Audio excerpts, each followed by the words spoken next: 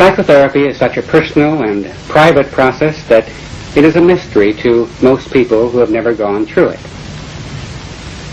The following series is a unique effort that allows us to sit in on what is ordinarily a very private therapeutic experience.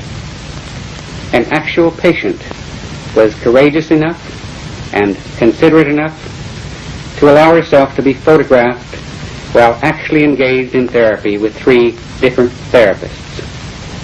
Thus, we are allowed the privilege of seeing and feeling what really transpires. A film series like this, in which 3 therapists, distinguished by their different orientations, share their therapeutic endeavors, has never been made before. We therefore wish to express our gratitude to Gloria, the patient, and to her therapists for allowing us to share in their therapeutic adventure. This series will be divided into 3 separate films. In the first film, we see Dr. Carl Rogers, founder of client-centered therapy, interviewing Gloria. In film number 2, Dr. Frederick Pearls, founder of Gestalt therapy, is working with her. And in film number 3, Dr. Albert Ellis, founder of Rational Emotive Therapy, is our therapist.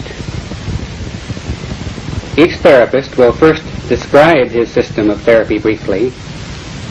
He will then demonstrate his work with Gloria, and then he will comment briefly on his work. Now, here's Dr. Carl Rogers. From my own years of therapeutic experience, I've come to feel that if I can create the proper climate, the proper relationship, the proper conditions, a process of therapeutic movement will almost inevitably occur in my client. And that is, what is this climate? What are these conditions?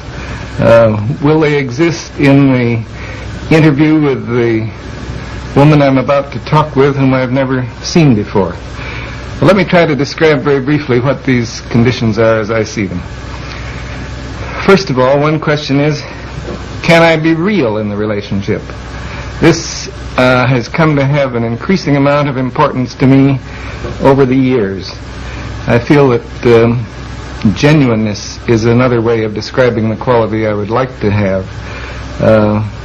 I like the term congruence, by which I mean that what I'm experiencing inside is present in my awareness and comes out through my communication. In a sense, when I have this quality, I'm all in one piece in the relationship. There's another word that describes it for me. I feel that in the relationship, I would like to have a transparency. I would be quite willing for my client to see all the way through me, that there would be nothing hidden.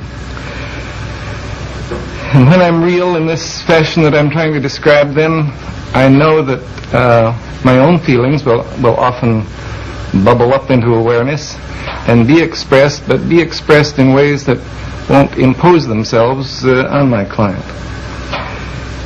Then the second question I would have is, will I find myself praising this person?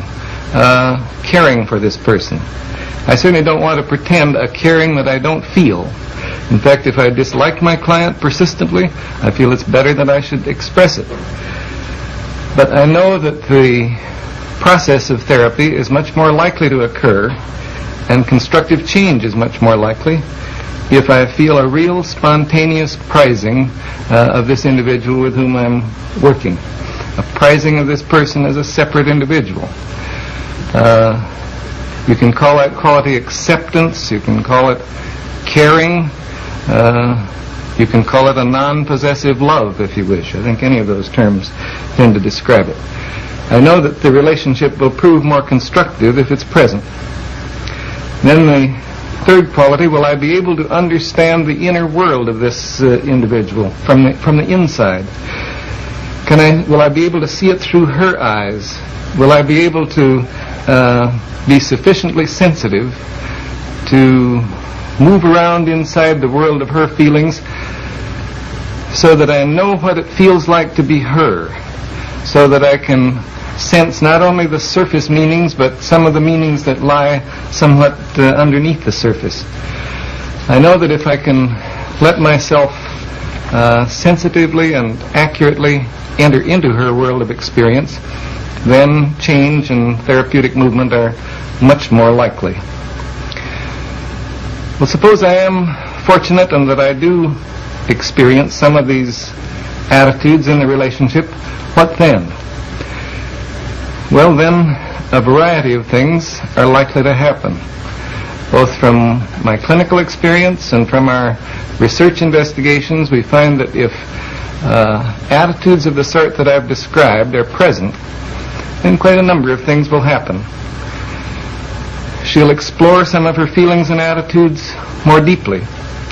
She's likely to discover some hidden aspects of herself that she wasn't aware of previously. Feeling herself prized by me, it's quite possible she'll come to prize herself more. Feeling that some of her meanings are understood by me, then she can more readily perhaps listen to herself, listen to what's going on within her own experience, listen to some of the meanings she hasn't been able to catch before. And perhaps if she senses a realness in me, she'll be able to be a little more real within herself. I suspect there will be a change in the manner of her expression. At least this has been my experience in other instances. From being rather remote from her experiencing, remote from what's going on within her, it's possible that she'll move toward more immediacy of experiencing, that she will be able to sense and express what's going on in her in the immediate moment. From being disapproving of herself, it's quite possible she will move toward a greater degree of acceptance of herself. From somewhat of a fear of relating, she may move toward being able to relate more directly and to encounter me more directly. From construing life in somewhat rigid black and white patterns, she may move toward more tentative ways of construing her experience and of seeing the meanings in it. From a locus of evaluation which is outside of herself, it's quite possible she will move toward recognizing a greater capacity within herself for making judgments and drawing conclusions. So those are some of the changes that we have. If I have any success in creating the kind of conditions that I described initially, then we may be able to see some of these changes in this client, even though I know in advance that our contact is going to be very brief.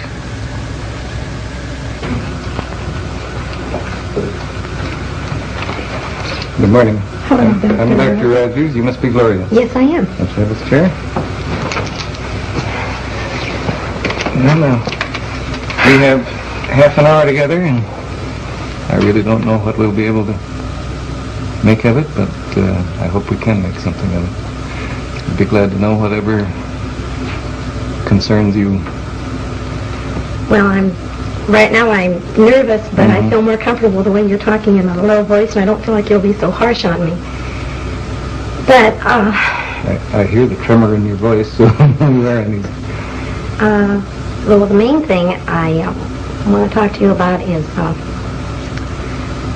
I'm just newly divorced, and I had gone in therapy before, and I felt comfortable when I left, and all of a sudden now the biggest change is adjusting to my single life. And one of the things that bother me the most is especially men, and having men to the house, and how it affects the children, and the biggest thing the thing that keeps coming to my mind I want to tell you about is I have a daughter, 9, who at one time I felt I had a lot of emotional problems. I wish I could stop shaking. And I'm real conscious of things affecting her. I don't want her to get upset. I don't want to shock her. I want so bad for her to accept me. And we're real open with each other, especially about sex. And the other day she saw a girl that was single but pregnant, and she asked me all about, can girls get pregnant if they're single? And the conversation was fine, and I wasn't at ease at all with her until she asked me if I'd ever made love to a man since I left her daddy. And I lied to her. And ever since that, it keeps coming up to my mind because I feel so guilty lying to her, because I never lie, and I want her to trust me. And I almost want an answer from you. I want you to tell me if it will affect her wrong if I told her the truth or what. And it's this concern about her and the fact that you really aren't, that this open relationship that has existed between you now you feel is kind of Yes, I feel like I have to be on guard about that, because I remember when I was a little girl, when I first found out my mother and father made love, it was dirty and terrible, and I didn't like her anymore for a while. And I don't want to lie to Pammy either, and I don't know. I sure wish I could give you the answer as to what you should tell her. I was afraid you were going to say that. Because what you really want is an answer. I want to especially know if it would affect her, if I was completely honest and open with her, or if it would affect her because I lied. I feel like it's bound to make a strain because I lied to her. Sort of feels she'll suspect that, or she will know something's not quite right. I feel that inside she'll distrust me, yes. And also I thought, well, gee, what about when she gets a little older and she finds herself in touchy situations? She probably wouldn't want to admit it to me because she thinks I'm so good and so sweet. And yet I'm afraid she could think I'm really a devil. And I want so bad for her to accept me. And I don't know how much a 9-year-old can take. And really, both alternatives concern you, that she might think you're too good or better than you really are. Yes. And she might think that you're worse than you are. Not worse than I am. I don't know if she can accept me the way I am. I think I paint a picture that I'm all sweet and motherly, and I'm a little ashamed of my shady side, too. I see. It really cuts a little deeper. If she really knew you, could she accept you? This is what I don't know, yes. I don't want her to turn away from me. And I don't even know how I feel about it, because there are times when I feel so guilty, like when I have a man over. I even try to make a special setup so that if I were ever alone with him, the children would never catch me and that sort of thing. Because I'm real leery about it. And yet I also know I have these desires. So it's quite clear, it isn't only her problem or the relationship with her, it's in you as well. And my guilt, yeah, I feel guilty so often. What can I accept myself as doing? And, yes. And you realize that you set up sort of subterfuges so as to make sure that you're not caught or something. You realize that you are acting from guilt, is that? Yes. I don't like the way. I would like to feel comfortable with whatever I do. If I choose not to tell Pammy the truth, to feel comfortable that she can't handle it, and I don't. I want to be honest, and yet I feel there are some areas that I don't even accept. And if you can't accept them in yourself, how could you possibly be comfortable in telling them to her? Right. And yet, as you say, you do have these desires and you do have your feelings, but you don't feel good about them. Right. And I have a feeling you're just going to sit there and let me stew in it, and I want more. I want you to help me get rid of my guilt feeling. If I can get rid of my guilt feeling about lying or going to bed with a single man, any of that, just so I can feel more comfortable. And I guess I'd like to say, no, I don't want to let you just stew in your feelings, but on the other hand, I also feel that this is the kind of very private thing that I couldn't possibly answer for you, But I sure as anything will try to help you work toward your own answer. I don't know whether that makes any sense to you, but I mean it. Well, I appreciate you saying that. You sound like you mean it. But I don't know where to go. I don't begin to know where to go. I thought that I'd pretty well worked over most of my guilt, and now that this is coming up, I'm disappointed in myself. I really am. I like it when I feel that no matter what I do, even if it's against my own morals or my upbringing, that I can still feel good about me. And now I don't. Like, there's a girl at work who sort of mothers me. And I think she thinks I'm all sweet. And I sure don't want to show my more ornery, devilish side with her. I want to be sweet. And it's so hard for me to, this all seems so new again. And it's so disappointing. Yeah, I get the disappointment that here, a lot of these things you thought you'd worked through, and now the guilt and a feeling that only a part of you is acceptable to anybody else. Yes. That keeps coming out.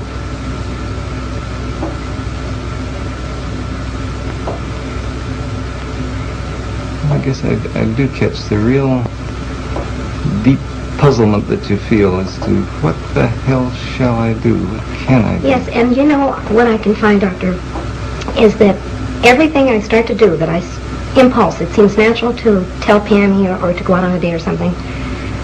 I'm comfortable until I think how I was affected as a child. And the minute that comes up, then I'm all haywire. Like, I want to be a good mother so bad, and I feel like I am a good mother. But then there's those little exceptions. Like my guilt's with working. I want to work, and it's so fun having extra money. I like to work nights.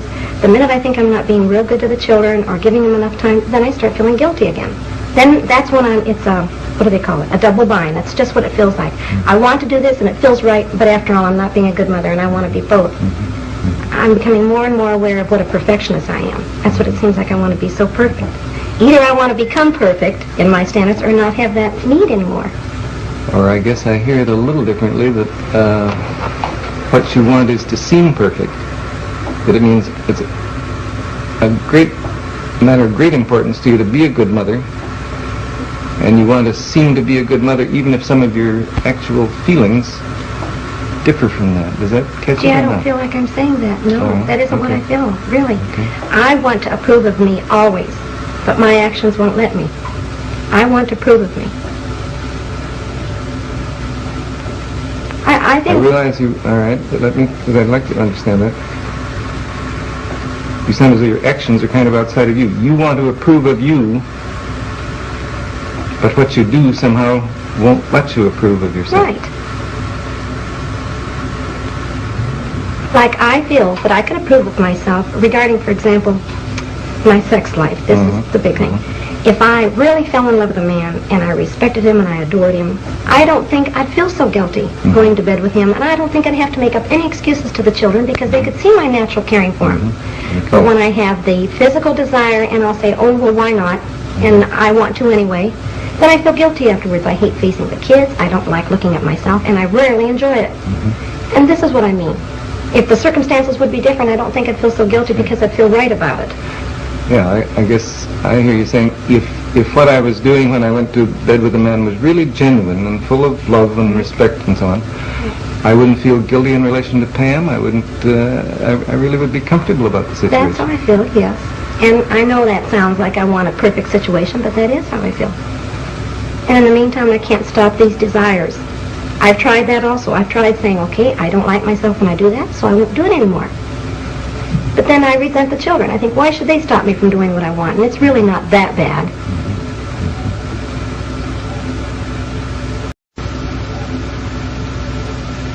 But I guess I heard you saying, too, that it isn't only the children, that you don't like it as well when it really isn't I'm right. sure I know that's it, probably even more so than I'm aware of. But I only notice it so much when I pick it up in the children. Then I can also notice it in myself. And somehow, sometimes you kind of feel like blaming them for the feelings you have. I mean, why should they cut you off from a normal sex life? Well, a sex life, I could say, not normal, because there is something about me that says that's not very healthy to just go into sex because you feel physically attractive or something, or a physical need. So something about it tells me that's not quite right anyway.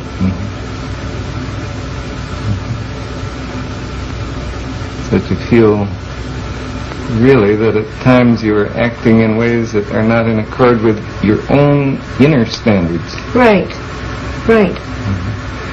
But then you were also saying a minute ago that you feel you can't help that either. I wished I could. That's it.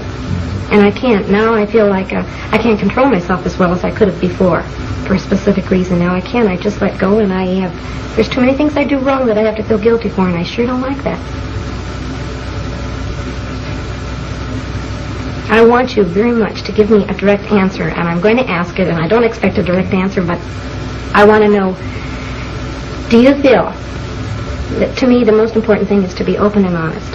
And if I can be open and honest with my children, do you feel that it could harm them if, for example, I could say to Pammy, I felt bad lying to you, Pammy, and I want to tell you the truth now. And if I tell her the truth, and she's shocked at me, and she's upset, that could bother her more. I want to get rid of my guilt, so that'll help me, but I don't want to put them on her. That's right. Do you feel that could hurt her? Concern. I guess, I'm sure this will sound evasive to you, but it seems to me that perhaps the person you're not being fully honest with is you. So.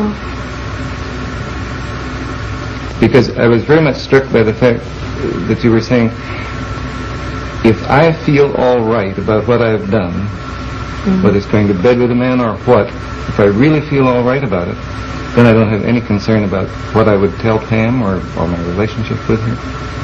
Right. All right. Now I hear what you're saying.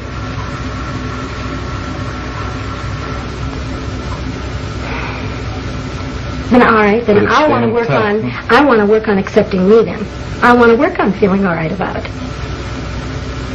But that makes sense, that'll come natural, and then I won't have to worry about Pammy. But when things do seem so wrong for me and I have an impulse to do them, how can I accept that? What you'd like to do is to feel more accepting toward yourself when you do things that you feel are wrong. Is that right? Right. And I feel like a tough assignment. Yeah, I feel like you're going to say, now why do you think they're wrong? And I have mixed feelings there too. Through therapy, I'll say, now look, I know this is natural. Women feel it. Sure, we don't talk about it a lot socially, but all women feel it, and it's very natural. I've had sex for the last 11 years. I'm, of course, going to want it, but I still think it's wrong unless you're really, truly in love with a man. And my body doesn't seem to agree. And so I don't know how to accept it. Sounds like a triangle to me, doesn't it? You feel that I, or therapists in general, or other people say, it's all right, it's natural enough, go ahead. And I guess you feel your body sort of lines up on that side of the picture. But something in you says, but I don't like it that way, not unless it's really right. Right.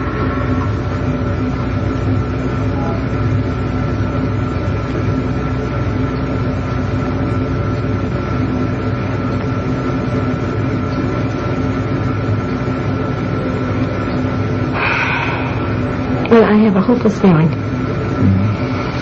I mean, these are all the things I sort of feel myself, and I feel, okay, now what? So you feel this is the conflict, and it's just insoluble, and therefore it's hopeless. And here you look to me, and I don't seem to give you any help. And right. I really know you can't answer it for me, and I have to figure it out myself. But I want you to guide me, or show me where to start, or so it won't look so hopeless. I know I can keep living with this conflict, and I know eventually things would work out, but I like feeling more comfortable with the way I live. And I'm not. One thing I might ask, what is it you wish I would say to you? I wish you would say to me to be honest and take the risk that Pammy's going to accept me. And I also have a feeling if I could really risk it with Pammy, of all people, that I'd be able to see, here's this little kid that can accept me, and I'm really not that bad. If she really knows what a demon I am and still loves me and accepts me, it seems like it would help me to accept me more, like it's really not that bad. I want you to say, to go ahead and be honest. But I don't want the responsibility that it would upset her. That's where I don't want to take responsibility for it. Yeah. You know very well what you'd like to do in the relationship. You would like to be yourself, and you'd like to have her know that you're not perfect, and you do things that maybe even she wouldn't approve of, and that you disapprove of to some degree yourself. But that somehow she would love you and accept you as an imperfect person. Yes. Like, I wonder if my mother had been more open with me, maybe I wouldn't have had such a narrow attitude about sex. If I would have thought that she could be, pretty sexy and ornery and devilish too, but I would look at her as being such a sweet mother, that she could also be the other side. But she didn't talk about that. Mm-hmm. And maybe that's where I got my picture. I don't know. But I want Pammy to see me as a full woman, mm-hmm. but also accept me. Mm-hmm. You don't sound so uncertain. I don't? What do you mean? What I mean is, you've been sitting there telling me just what you would like to do in that relationship with Pam. I would, but I don't want to quite take the risk of doing it unless an authority tells me that... It's, I guess one thing that I feel very keenly is, it's an awfully risky thing to live.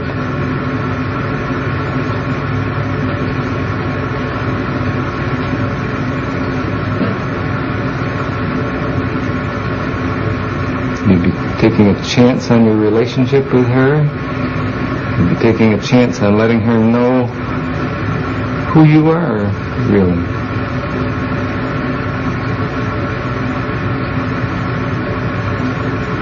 Yeah, but then if I don't take the chance, if I feel loved and accepted by her, I'm never going to feel good about it anyway.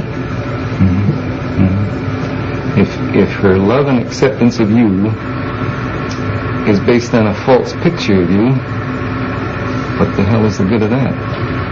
Is that what you're saying? That's what I mean, yes. Mm-hmm. But I also feel there's a lot of responsibility with being a mother. Well, I don't want to feel like I've caused any big traumas in the children. Mm-hmm. I don't like all that responsibility. I think that's it. I don't like it, feeling it could be my fault. Mm-hmm. I guess that's what I meant when I said life is risky. It's to take the responsibility for being the person you would like to be with her is a hell of a responsibility. It is. A very frightening one. And I look at it two ways. I like to see myself as being so honest with the kids, and really being proud of myself, though, that no matter what I told them, or no matter how bad they might think I was honest. Mm-hmm. And down deep, it's going to be a much more wholesome relationship. Mm-hmm. And yet, I get jealous of, like, when they're with their daddy. I feel he's more flip. He's not quite as real. He's not quite as honest. But nevertheless, they see a sweet picture of their dad. Mm-hmm. He's all goodness and light. And I'm envious of that, too. Mm-hmm. I want them to see me just as sweet as they see him. And yet I know he's not quite as real with them. Mm-hmm. So it seems like I've got to swap the one for the other. Mm-hmm. And I know this is really what I want the most, but I miss some of that glory. Yeah. You sort of feel, I want them to have just as nice a picture of me as they had of their dad, and if his is a little phony, then maybe mine will have to be too. I think that's putting it a little too strongly. But that's close. That is what I mean. Mm-hmm. So, I know she can't have that neat a picture of me if I were honest. Besides that, I do feel I'm a little more ornery than their dad anyway, so I'm likely to do more things that they disapprove of. Sounds like you really find it quite hard to believe that they would really love you if they knew you. That's right. That's exactly it. Before therapy, I would have definitely chosen the other area. I'm going to get respect from them no matter what, even if I have to lie. I see. Well, right now, I know that's not true. Mm-hmm. And I'm not positive they'll truly accept me. Mm-hmm. Something tells me they will. I know they will, but I'm not positive. I want reassurance. Mm-hmm. Mm-hmm. I keep wanting these things. Well, you're in kind of a no man's land of probably shifting from one point of view toward them to another, but boy, you'd sure like somebody to say, that's right, you go ahead and do it. Yes, that's why I get encouraged when I read in a book from somebody I respect and admire, that this is the right thing, no matter what, honesty will win out. Well, then it keeps giving me confidence, by gosh, I'm right. That it's so damn hard to really choose something on your own, isn't it? Which makes me feel very immature. I don't like this in me. I wish I were grown up enough or mature enough to make my decisions and stick by them. Mm-hmm. But I need somebody to help me on, somebody to push me. Mm-hmm. So to kind of reproach yourself for that, I guess, and feel, why, if I was anybody or if I was grown up, I'd be mature enough to decide things like this for myself. Right. And take more risks. I wish I'd take more risks. I wish that I could just go ahead and be this and say, however the children grow up, I've done my best. I didn't have to constantly have this conflict. And I'd like later years to say, no matter what you ask me, kids, at least I told you the truth. You may not have liked it, but it's been the truth. That somehow I can admire. I just respect people that lie. I hate it. So you see what a double bind I am in. I hate myself if I'm bad, but I also hate myself if I lie. So it's accepting. I want to become more accepting. I guess, judging from your tone of voice, you sound as though you hate yourself more when you lie than you do in terms of things you disapprove of in your behavior. I do. Because this has really bothered me. This happened with Pamela about a month ago, and it keeps coming to my mind. I don't know whether to go back and talk to her about it. Oh, wait, she may have even forgotten what she asked me. But the point is, you haven't forgotten. I haven't, no. I haven't. And I'd like to at least be able to tell her that I remember lying, and I'm sorry I lied, and it's been driving me bugs because I did.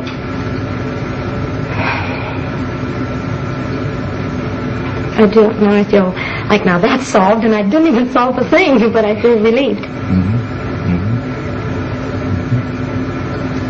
I do feel like you've been saying to me, you're not giving me advice, but I feel like you're saying you really want to, you know what pattern you want to follow, Gloria, and go ahead and follow it. I sort of feel backing up from you. I guess the way I sense it is, you've been telling me that you know what you want to do, and yes, I do believe in backing up people in what they want to do. It's just a little different slant than the way it seems to you. Are you telling me? See, one thing that concerns me is it's no damn good you're doing something that you haven't really chosen to do. That's why I'm trying to help you find out what your own inner choices are. But then there's also a conflict there because I'm not really positive what I want to do. The lying part, yes, but I'm not positive what I want to do when I go against myself. Sure. Like when I bring a man to the house, I'm not sure I want to do that. If I feel guilty afterwards, I must not have really wanted to. I'm interested what you say. I'm not just sure which word you use, but you don't want it, you don't like yourself, or you don't approve of it when you do something against yourself. Yes.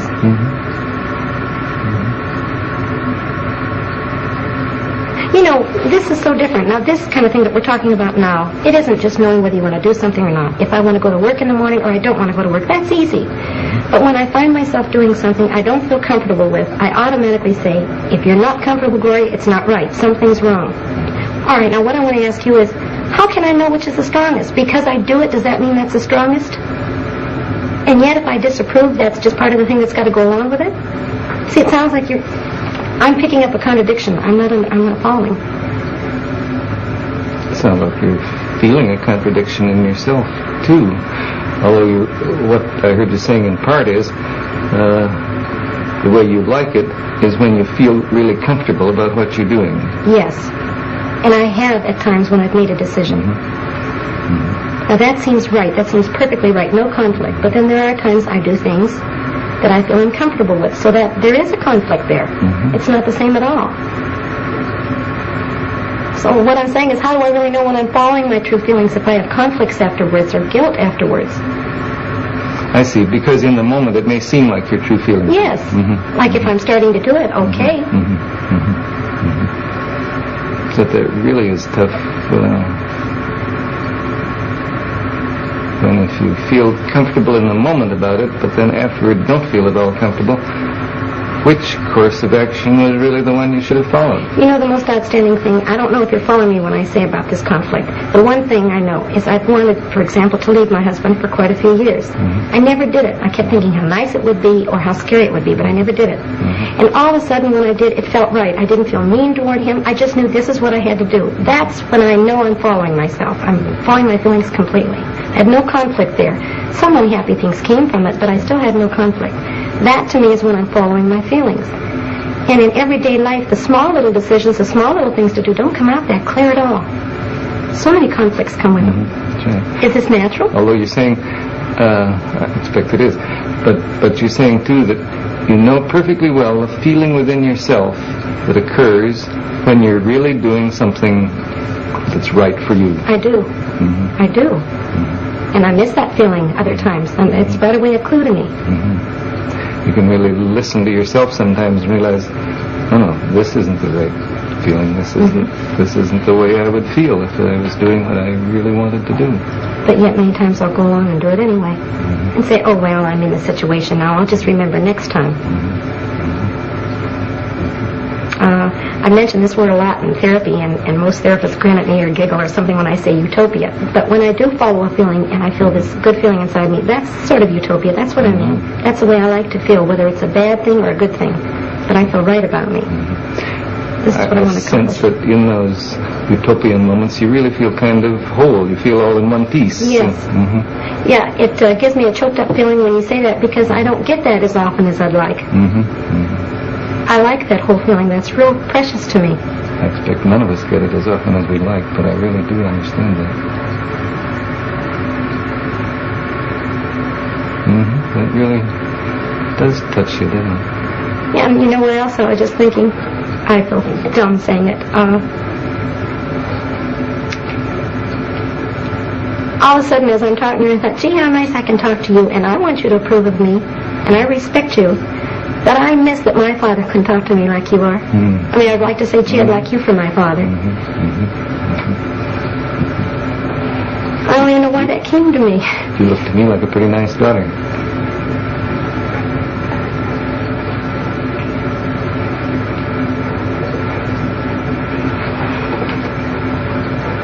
But you really do miss the fact that you couldn't be open with your own dad.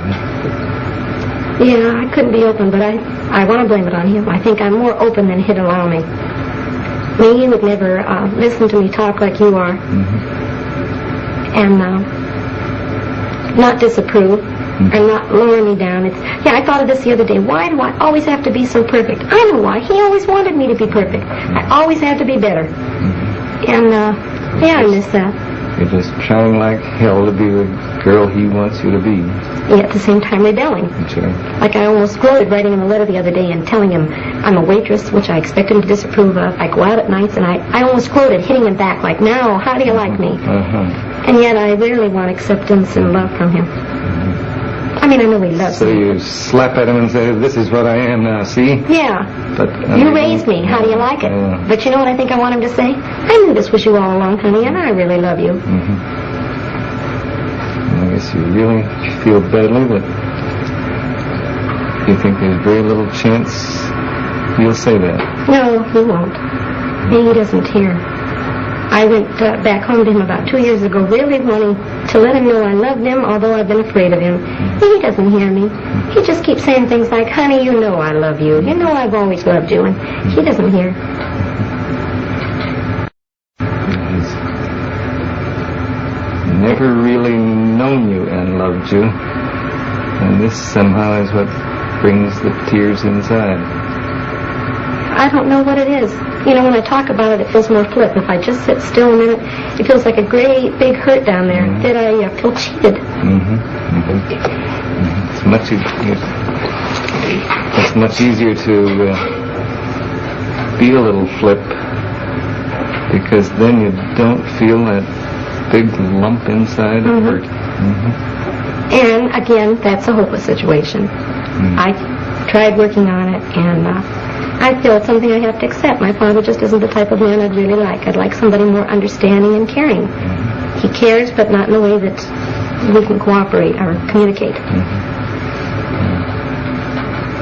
But you feel, nope, I am permanently cheated. That's why I like substitutes. Like I like talking to you, and I like men that I can respect, doctors, and I keep sort of maybe underneath feeling like we're real close, you know, and it's sort of like a substitute father.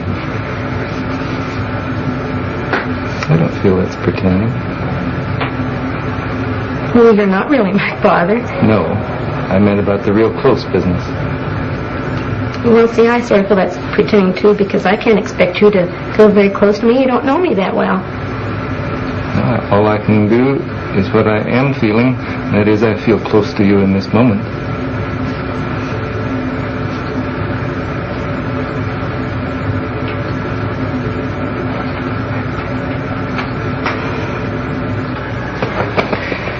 In spite of feeling initially the artificiality of the situation, and particularly the hot lights, I very quickly became oblivious to the outside situation, and I think that Gloria did too. In many ways, I'm glad that she kept pushing me for an answer to her very personal questions about her sex life and her relationship to her daughter. I say I'm glad of this because as the relationship developed, it became, I think, completely clear to her as well as to me that she was seeking something a good deal deeper than that. Incidentally, I'd like to pay my tribute to her deep honesty in being willing to talk about herself so freely. Although every individual is entirely unique, and in this respect I was definitely unprepared for and sometimes surprised by the material she brought up, still in another sense this was very typical of my experiences in therapy. When I'm able really to let myself enter into a relationship, and I feel that this was true in this instance, then I find myself not only being increasingly moved by being in touch with the inner world of my client, but I find myself bringing out of my own inner experience statements which seem to have no connection with what's going on, but which usually prove to be or prove to have a very significant relationship to what the client is experiencing. I felt there were one or two incidents of this kind in this brief interview.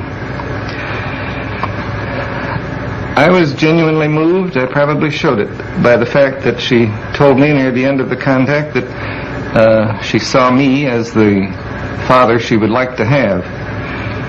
My reply was also a thoroughly spontaneous one, that she seemed to me like a pretty nice daughter. I guess I feel that we're only playing with the real world of relationships when we talk about such an experience in terms of transference and countertransference. I feel quite deeply about that. I want to say, yes, we can put this experience into some such highly intellectualized framework, but when we do that, it completely misses the point of the very immediate I-thou quality of the relationship at such moments. I felt that Gloria and I really encountered each other, and that in some small but I believe lasting way, we were each of us enriched by the experience. I'm saying these things almost immediately after the conclusion of the interview, and as is characteristic of me, there are not more than one or two statements or incidents which I recall from the interview. I simply know that I was very much present in the relationship, that I lived it in the moment of its occurrence, and I realize that after a time I may begin to remember it too. But at the present time I really have a very non-specific memory of the whole interview. I'll try to look at it though a little bit more from an intellectual rather than a strictly feeling point of view. Gloria showed what I've come to feel are characteristic elements of therapeutic movement. In the first part of the interview, she was talking about her feelings, and they were past feelings.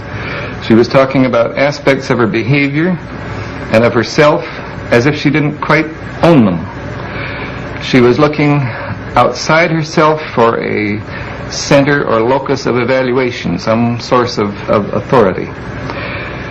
She saw some of the things she was talking about in fairly black and white fashion. By the end of the interview, she was experiencing her feelings in the immediate moment, not only as evidenced by her tears, but by her ability to express very directly and with immediacy her feelings toward me.